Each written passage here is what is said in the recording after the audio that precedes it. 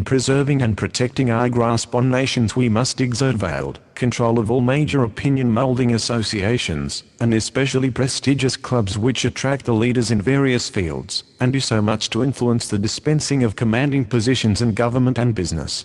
Associations of the leading scholars, businessmen, writers, religionists, artists, bureaucrats, newsmen, ideologists, publishers, broadcasters, and professional men, as well as special interest groups representing laborers, farmers, consumers, racial minorities, and so on, must be subtly kept under the broad limits of our sway. Since membership dues and fees are never sufficient to support their ambitious activities, voluntary, non-profit organizations are easy prey for the nearly unlimited financial resources of our entourage. However, our real motive, to further our political and economic power, must not be revealed in the process. Our policies must be laboriously rationalized in terms compatible with prevalent ideologies and moralities or the material advantage of the groups involved. Leaders of such groups are remarkably quick to accept our rationalizations when financial support is extended. We engage in outright bribery only as a last resort, and then, only in extreme cases. Our long-range interests are better served by temporarily postponing a policy victory than by risking exposure of our power by attempting outright bribery.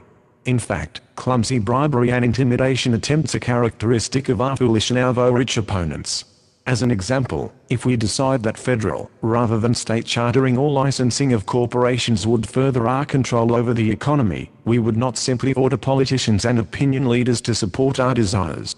Corporations not relishing central control would be suspicious that something was afoot and might expose our plot. Our strategy would be as follows. 1. Sacrifice one of our less competent management teams in a well-publicized corporate scandal, in order to focus attention on the widespread problem of corporate corruption under current lax regulations. 2. Through well-funded agents, thrust into the publicity spotlight intellectuals or groups who already support federal licensing as a piecemeal step towards socialism. One can find pre-existing supporters for nearly any measure with sufficient effort. 3. After the issue is before the public, offer to support through foundations the objective study of the federal licensing proposals being discussed with an eye toward proposing legislation. Often, simultaneous support for studies by disreputable irrational groups who will oppose the proposal is useful as well. Provide no platform for well-reasoned opposition. 4. When a groundswell of support appears to be building, provide the interested lobbying organizations with plenty of funds to grease the palms of politicians. The enactment of the federal licensing law thus appears as the will of society. Last-ditch opposition automatically appears mean-spirited, obstructionist, reactionary, and paranoid, serving only to discredit our opposition. In our fully developed system of finance capitalist thought control and promotion control, our hierarchy of prestigious associations is capped by a single prestige society, the Council of World Affairs. This organization is a front for the secret society of which your father is head. This secret society is made up of the people who have spoken, plus 6 others not present. You are replacing Professor Q, who is to retire shortly. Eventually you will replace your father. We 13 are your father's advisors and only confidants.